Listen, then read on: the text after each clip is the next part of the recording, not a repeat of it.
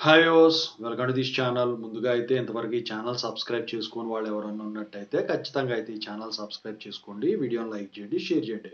మీకేమైనా డౌట్స్ ఉన్నట్టయితే call me four app IDs వచ్చేసరికి డిస్క్రిప్షన్‌లో వాట్సాప్, టెలిగ్రామ్, ఇన్‌స్టాగ్రామ్ గ్రూప్‌లో షేర్ చేశాను. ఆ గ్రూప్స్‌లో జాయిన్ అయ్యి ఖచ్చితంగా అయితే కాల్ చేయండి.